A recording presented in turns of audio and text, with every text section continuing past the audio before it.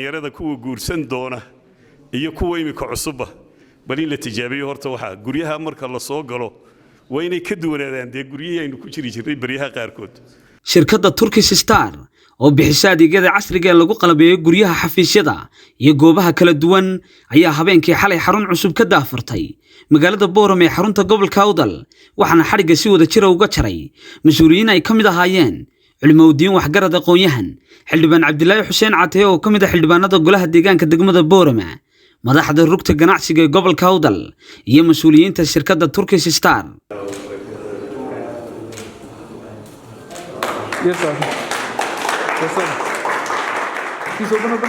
Barbilo waxa hadalka daafuray oo faahfaahin ka bixiyay mas'uuliyiinta shirkadda iyagoona soo dhaweeyay shacabka Boorame. branchkii Boorame ee Turkish Star Furniture nasiibeyna u yeelatay in Boorame ay noqoto meesha labaad ee laga sameeyo Somaliland soo marayeen iyo waa mid labaad ee shaqo abuur ay u sameynayso dhalinyarta reer Boorame waxay soo bari doonaan dhalinyarta reer Boorame waxay ku wareejin doonaan aqoonta waxyaalaha ay keenayaan waxa kamid ah sidaad ogsoontiinba dhismuhu isbedelaya markii hore waxaynu isticmaali jirnay daaqado looxa aluminium ba haddana ku soo xigay haddana UPVC wax la yiraahdo la isticmaalaa oo daaqadaha xaqiina dambe ku yaal waxaad arkaysaa qofkii maanta guriga dhisay oo guriga u dubinaya inuu waxa galiyo waxa kale inuu soo kordhiyeen albaabada casriga ah ee Turkishka kuwaas oo aad loogu baahan yahay waxaan xasuustaa guri cusub oo dhisaynay 6 bilood baan sugaynay liis baad qoraysaa marka liiska la isqoro ay yimaadiin ayaa adiguna ku xidhanaysaa waxayna ahayd dhibaato badan oo dadka haysatay qofka bini'aadanka contractorka guri dhisaya iyo qofka guri dhisanayaba waxa uu fiifan albaabku isna wuxuu soo maray marka hore wuxuu ahaa loox haddana uu ka soo gudbo saag buu noqday haddana uu ka soo gudbo albaabadan Turkiga wadanka yimid waxaan aad u sheegayaa in dad hadda kamidii ay guryahoogii ka furayaan saagii ku xidhnaa waayo cilado badan oo saagii lagu arkay waxa cuna marka ugu horeysa waxa weeyaanka yaryar ee dhulka ka soo baxa sida aboorka sida bahalkan yar ee kale jiraaqa intuba waxay baabiyaan qoriga ayay isticmaalaan wayna cunaan marka culaysna uu leeyahay waa marka labaad shanqadna aqalka ka badaynayo markuu ilmaha albaabka ku dhiftay gowdiisa gudaha ka soo toosaysa albaabadan Turkiga culays male xawayaan ma cunayo shanqad male quruxna way ka qurux badan yihiin taasi waa albaabada qodobka saddexaad ee shirkadu idin wadaa imika hadda ahaan waxa weeyaan kitchenkeenu laftigiisa hore marka hore wuxuu soo maray dhagaxaan dab lagu shito oo dasada lagu shito haddana uu soo gudbo dekad baa la yimiday haddana maanta waa laga sii gudbayaa waxa loo gudbay kabadhadaas oo kale in guriga lagu sameeyo waa gurigii baa noqday inuu dadmo mar hadduu dadmana in cuntadu ka urtana lama rabo qofkuna inuu weelku u daadsanaado maahin the system kan cusub ee ay umadu la talaabsanayso ayaan rajaynayaa inay reer Boorame la talaabsadaan taana waxa mahadda leh inamada Turkish Star ee Hargeysa ee ogolaaday inay u fududeeyaan dadkii Boorame waayo ujeedada baalkan igu dhaliyeen waxay ahayd Boorame ka waayay Hargeysa ka raadiyay iyaga la tusay iyaga markaan meeshooda tagay aan arkay socodku siduu yahay baahida dadku ay u qabaan iyo sida ay u shaqeynayaan ay dhowr iyo 50 qof oo staff oo Soomaali ay ka shaqeynaysa dadka kale iska daayay iyo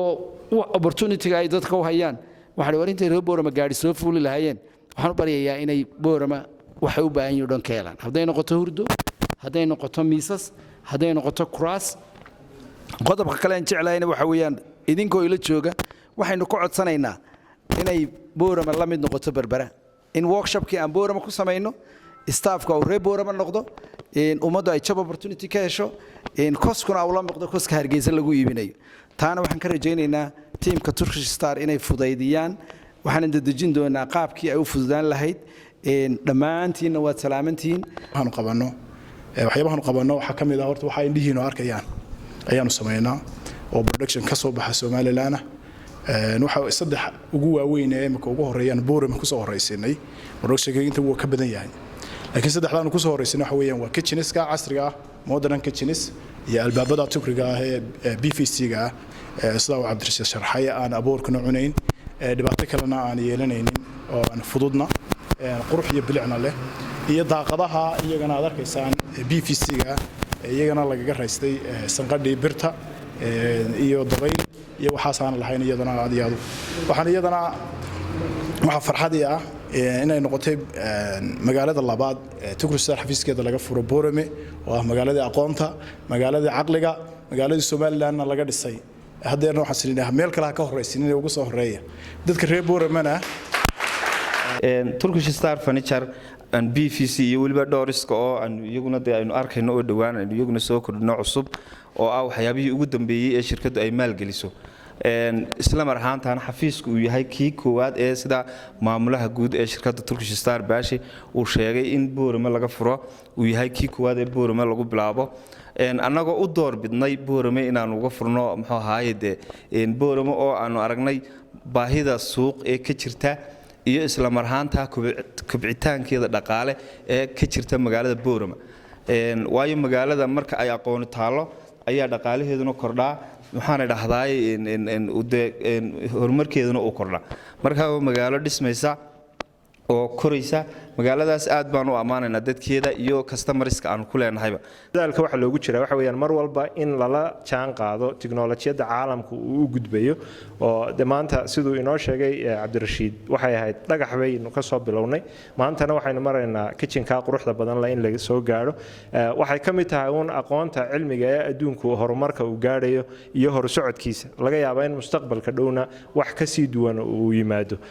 inta kadibna hadalka waxa ka daba qaatay qaar ka mid ah mas'uuliyiintii kala soo qayb galay baabadan quruxda badan leh iyo daaqadahan iyo madbahan quruxda badan leh iga dambeeya ayaan arkay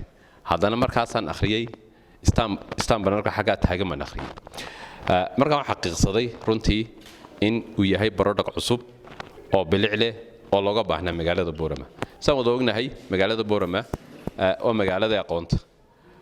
alaabtan aad keenteen imika Turkish Stars ay keeneena waa alaabta quruxda leh meel aqoon taalana kulay bilic baa taala waxaan leenahay anaga xataa ka degma ahaan